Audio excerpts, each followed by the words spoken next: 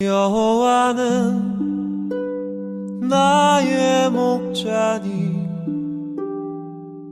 내가 부족함 없으리로다. 자, 오늘도 매일 예배 나오셔서 감사합니다. 복된 한 날 예배로 우리의 삶 가운데 주시는 은혜 또 채우기 원합니다. 소망을 따라 오늘도 살아가기 원합니다. 12월 17일입니다. 목요일 우리 매일 예배를 사도신경 하시면서 함께 예배 시작하시겠습니다. 전능하사 천지를 만드신 하나님 아버지를 내가 믿사오며 그 외아들 우리 주 예수 그리스도를 믿사오니 이는 성령으로 잉태하사 동정녀 마리에게 나시고 본디오 빌라도에게 고난을 받으사 십자가에 못 박혀 죽으시고 장사한 지 사흘 만에 죽은 자 가운데서 다시 살아나시며 하늘에 오르사 전능하신 하나님 우편에 앉아 계시다가 저리로서 산자와 죽은 자를 심판하러 오시리라. 성령을 믿사오며 거룩한 공예와 성도가 서로 교통하는 것과 죄를 사하여 주시는 것과 몸이 다시 사는 것과 영원히 사는 것을 믿사옵나이다. 아멘. 찬송하시겠습니다. 90장입니다. 통일 찬송가 98장입니다. 주 예수 내가 알기 전 날 먼저 사랑했네. 찬양하겠습니다.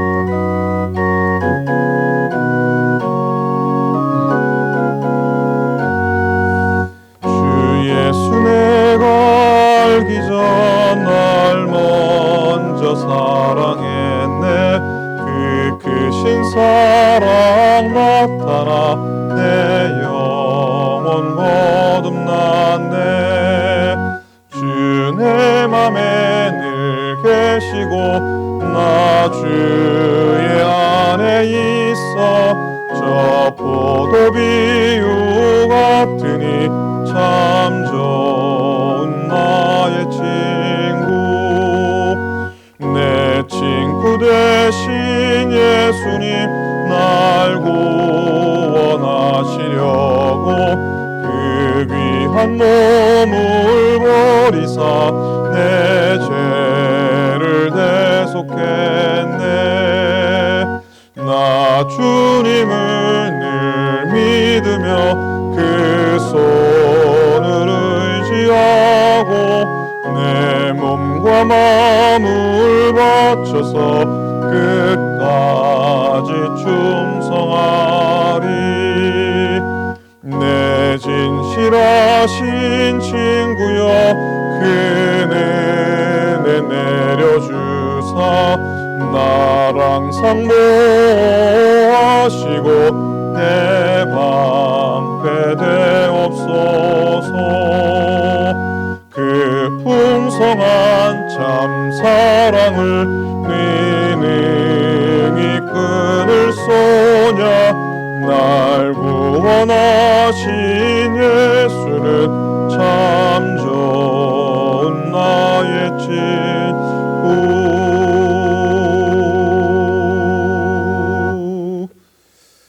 아멘. 자, 하나님의 말씀 요한복음 14장입니다. 신약성경 171쪽 요한복음 14장 1절부터 6절까지입니다. 요한복음 14장 1절부터 6절의 말씀입니다. 교독으로 한 절씩 말씀 보겠습니다. 너희는 마음에 근심하지 말라. 하나님을 믿으니 또 나를 믿으라. 내 아버지 집에 거할 곳이 많도다. 그렇지 않으면 너희에게 일렀으리라. 내가 너희를 위하여 거처를 예비하러 가노니. 가서 너희를 위하여 거처를 예비하면 내가 다시 와서 너희를 내게로 영접하여 나 있는 곳에 너희도 있게 하리라. 내가 어디로 가는지 그 길을 너희가 아느니라. 도마가 이르되 주여 주께서 어디로 가시는지 우리가 알지 못하거늘 그 길을 어찌 알겠사옵나이까. 함께 읽겠습니다. 예수께서 이르시되 내가 곧 길이요 진리요 생명이니 나로 말미암지 않고는 아버지께로 올 자가 없느니라. 아멘. 아멘.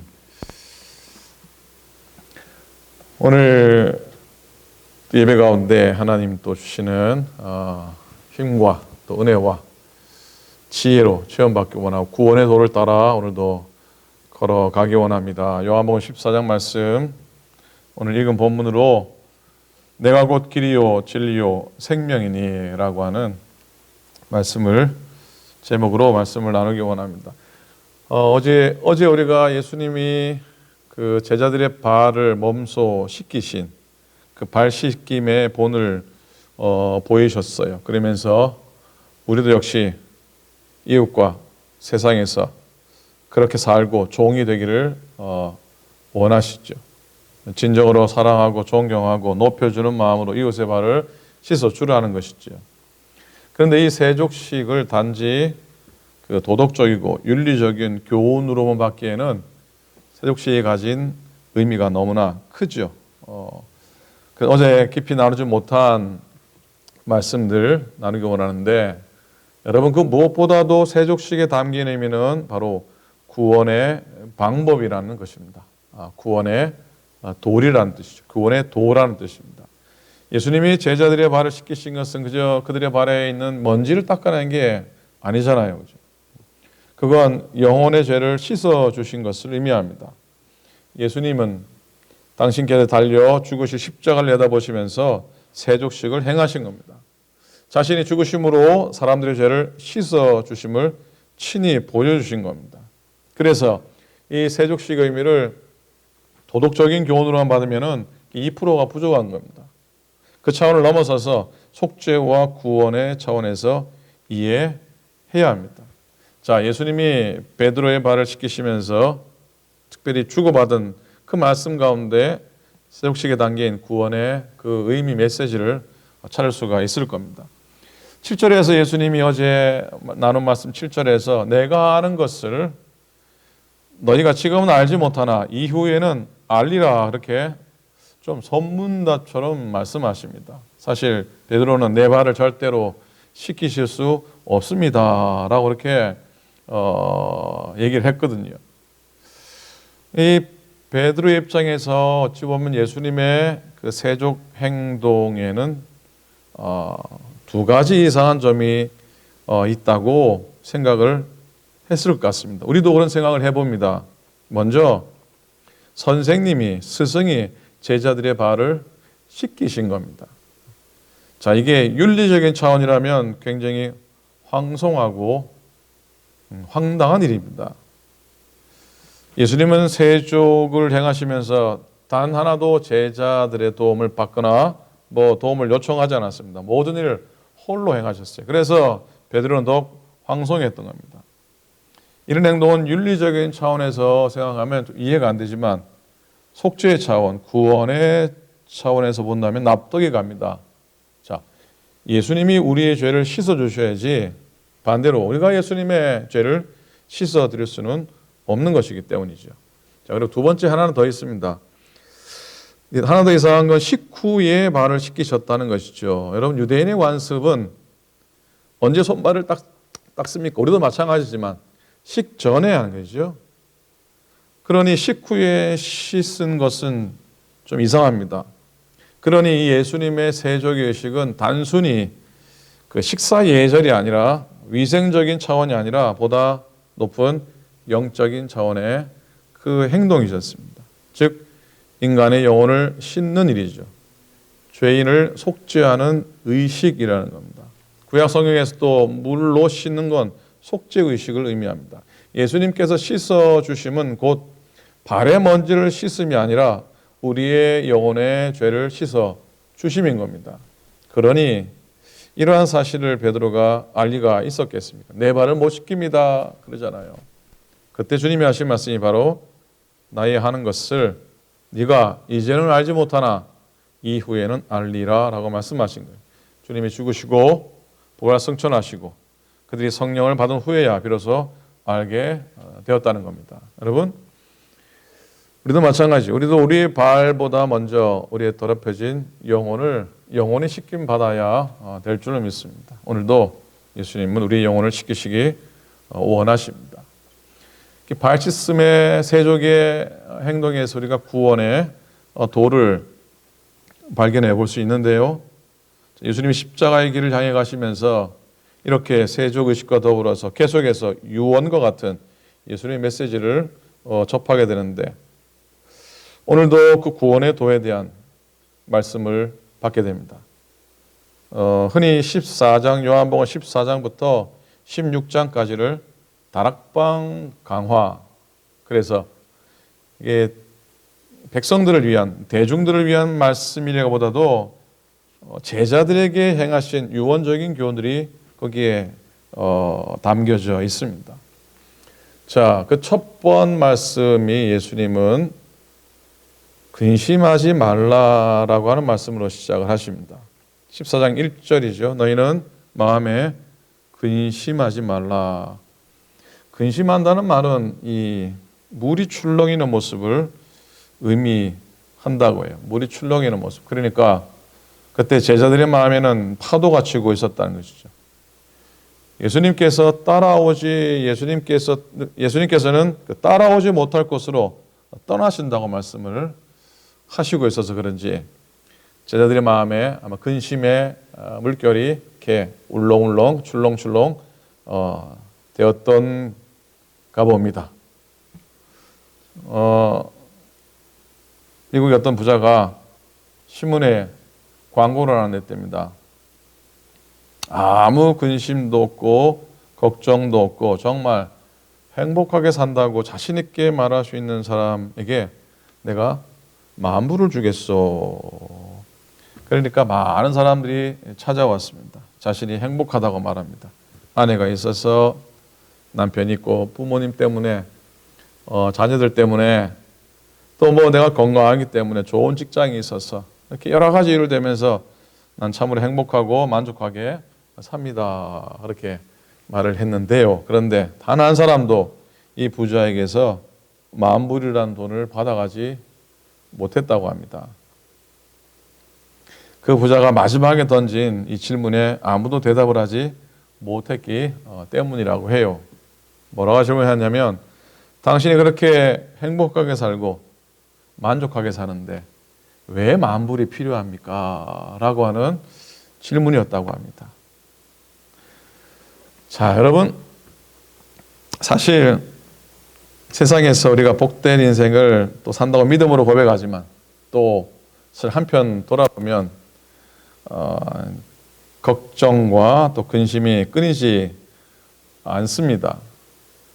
건강에 대한 염려, 또 삶에 먹고 사는 데 대한 걱정, 가정이나 자녀나 뭐 이런 데 대한 걱정이 작든 크든 끊이지 않잖아요. 인생 살면서 뭐 근심 걱정 없는 사람이 어디 있겠습니까? 근데 그 근심과 걱정의 원인이 뭘까? 뭐 세 가지로 정리해 볼 수 있을 거예요. 내가 부족하다는 게, 사람이 다 부족하죠. 다 부족하다고 이게 살지 않습니까? 어쨌든지 간에 부족함을 느끼기 때문에 염려, 근심을 하고, 또 하나는 자기가 약하다는 것 때문이죠. 우리 약함 때문에 그렇고, 또 모르는 게 많아서 그래요. 잘 몰라서 염려하고 걱정한다는 겁니다. 이게 부족함과 약함과 모름이라고 하는 이 우리의 근심 걱정의 원인을 한마디로 정리하면 그건 불안이라고 하죠. 불안하기 때문에 걱정하고 근심하는 겁니다. 뭐에 대한 불안일까? 인간은 근본적으로 미래에 대한 불안이죠. 미래에 대한, 내일을 알 수 없기 때문에 오늘을 걱정하고 또 근심하게 되는 겁니다.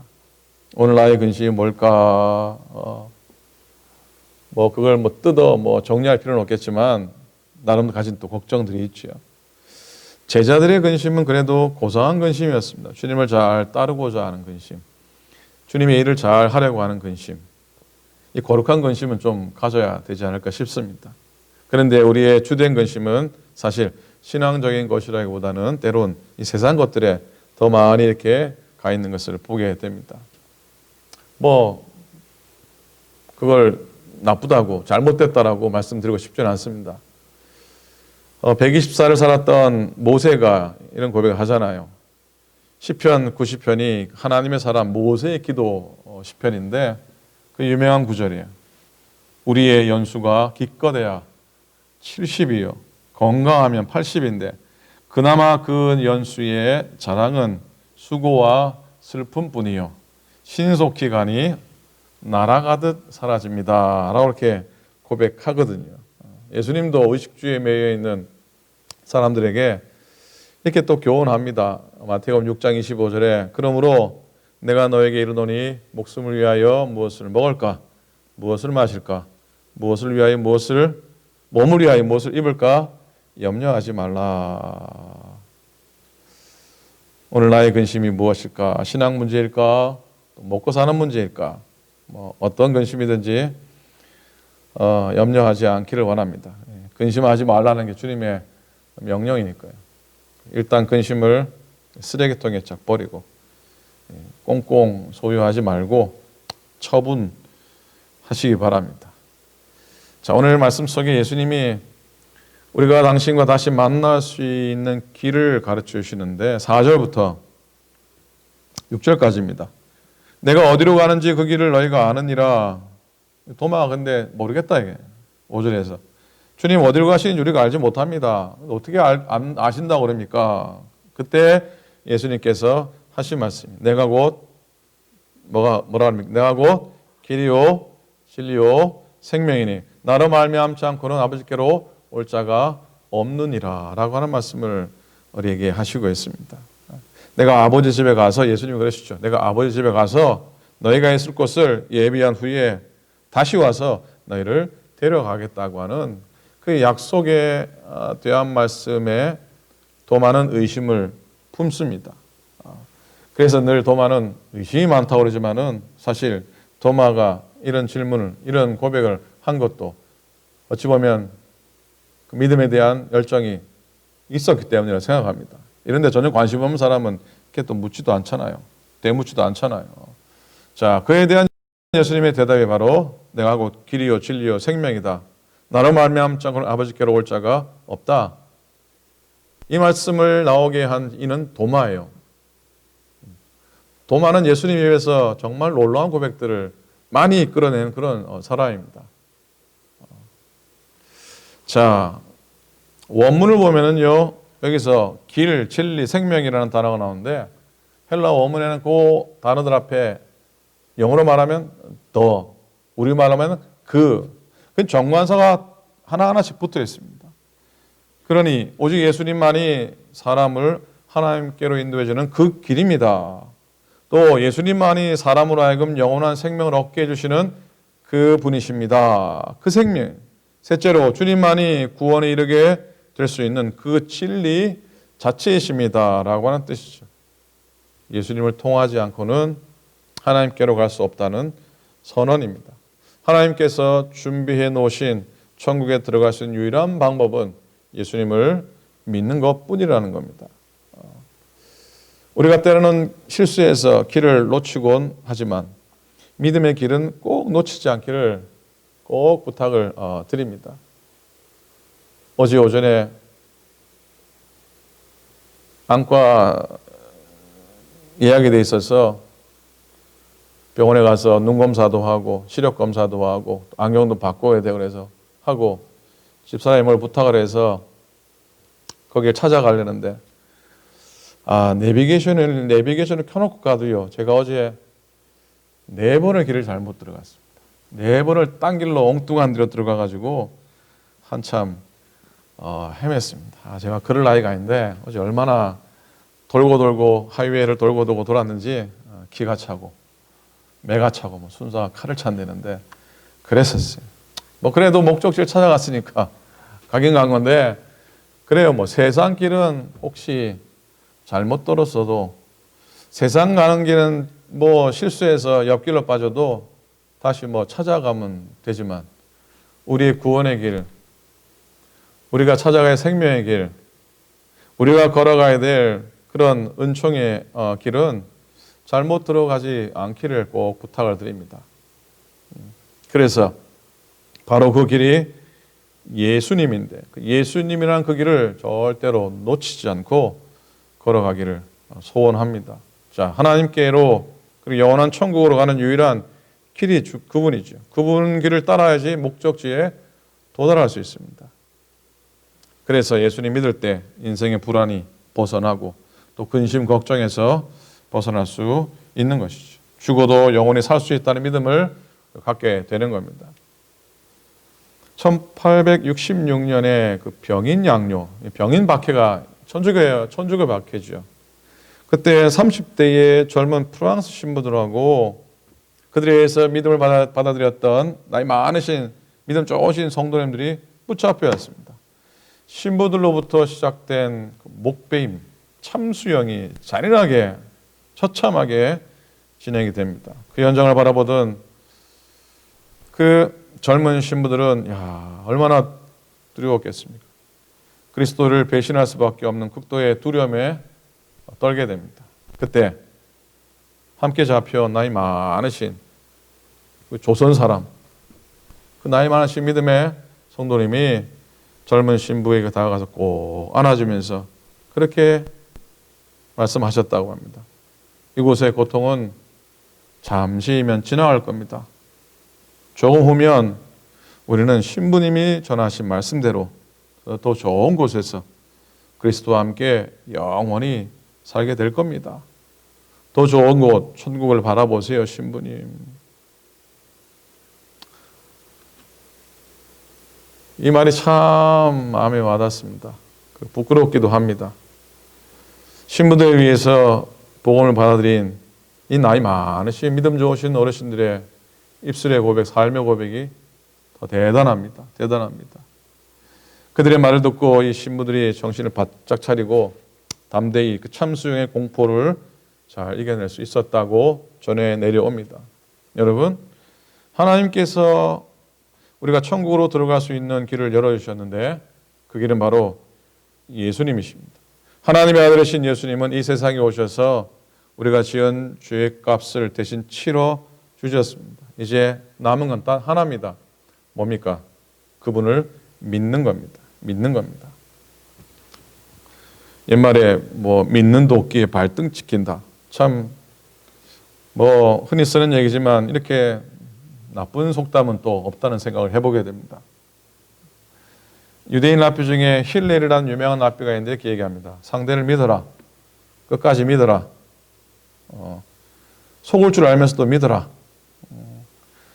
그렇게 그가 나를 끝까지 속여도 끝까지 믿어주면 그가 돌아올 것을 믿는 것이 믿음이다. 그렇게 얘기합니다. 그런데요, 또 재밌는 건 이 힐렐이 이어서 하는 말이 뭐냐면 너 자신은 믿지 말라. 죽을 때까지 믿지 말라. 그렇게 얘기합니다. 자신을 믿지 않는 게 다른 사람을 믿는 믿음의 출발로 여겨집니다. 하나님의 말씀입니다. 모든 사람은 죄인이에요. 이걸 알아야 바른 알미죠. 그런데 예수님께서는 모든 사람의 죄를 사해 주셨습니다. 이걸 알아야 바른 깨달음입니다. 예수님 믿어야 구원 얻습니다. 예수님 외에 다른 구원의 길은 없죠. 다른 이름 없죠. 자, 요한복음은 사실 항상 예수님이 어떤 분인가에 초점을 맞추고 있습니다. 전에 말씀드렸듯이 예수님께서 당신 스스로 나는 나다, 에고 에이미라고 선언하셨는데 이게 가장 중요한 선포고 가장 소중한 선언입니다. 나는 스스로 있는 자 아니라 이건 하나님을 본질로 알 수 있는 선언이죠.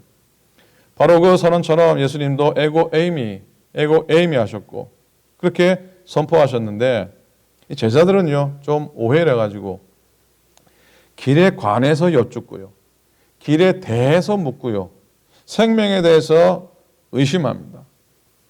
주님께서는 길이 뭐뭐뭐다, 진리가 어떤 것이다, 생명은 이러이러한 것이다라고 설명을 하지 않으셨습니다. 예수님은 뭐라고 그러셨습니까? 내가 곧 길이고 진리고 생명이라고 말씀을 하셨습니다. 그러니 오늘 이 말씀의 초점은 길과 진리와 생명에 관해서 어떤 설명을 해 주시려는 것이 아니라는 것이죠. 여러분, 사람이 진짜 사랑을 만나면 사랑에 대한 논의를 저버립니다. 진짜 사랑을 만나면 사랑이 뭐고 사랑은 이런 거다 하는 게 필요가 없어집니다. 그리고 사람이 진짜 참된 가정을 만나면 가정은 이래야 돼, 가정은 저래야 돼, 그런 정의를 논하지 않습니다. 마찬가지입니다. 예수님 알고 믿고 나면 길과 진리와 생명, 자체에 대한 질문은 근본적으로 해결이 되는 겁니다. 그분이 길이고 그분이 진리고 그분이 생명이기 때문에. 그러니 주님 알고 나면 뭐 길과 진리의 생명에 관한 관한 그런 질문은 버리게 되는 것이고, 오로지 길과 진리 생명 대신 그분을 믿고 그분을 따르게 된다고 하는 것입니다. 다시 1절로 갑니다. 너희는 마음에 근심하지 말라. 하나님을 믿으니 또 나를 믿으라 그랬어요. 아멘입니까? 아멘. 오늘도 근심의 문제는 궁극적으로 어디 가서 뭐 물어보고 뭐 어떻게 해결해보고 뭐 명상을 해보고 묵상을 해보고 뭐 이런 차원이 아니고요.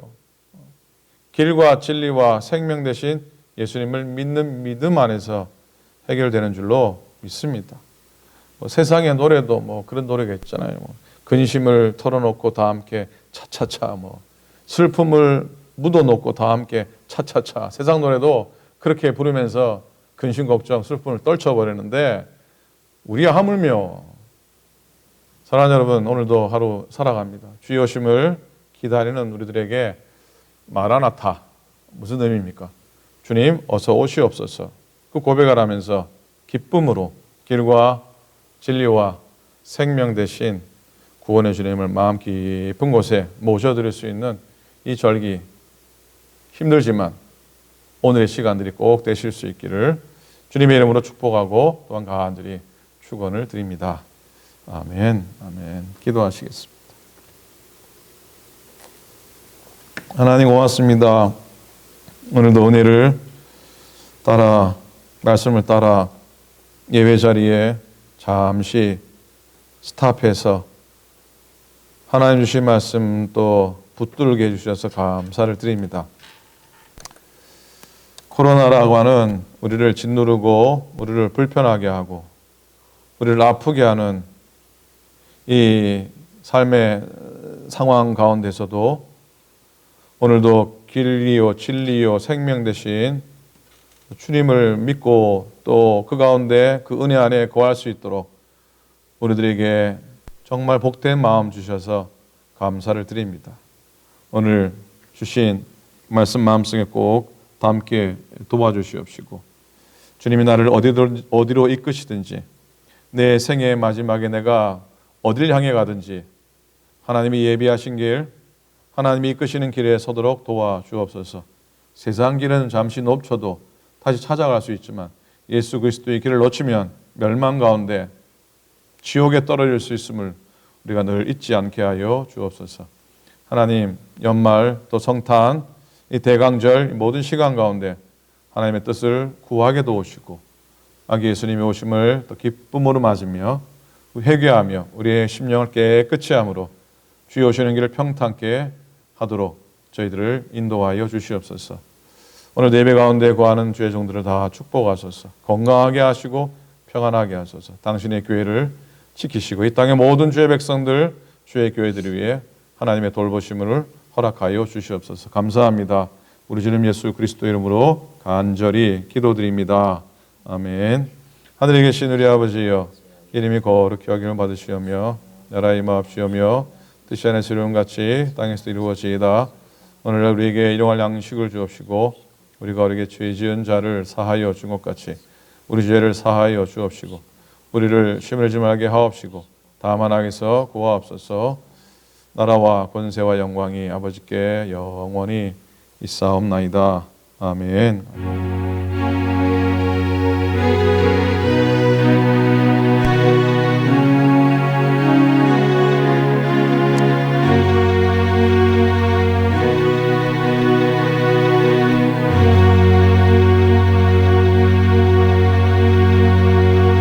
아멘. 아멘. 자, 오늘도 예배 가운데 참여해 주셔서 감사를 드립니다. 오늘도 건강하시고요.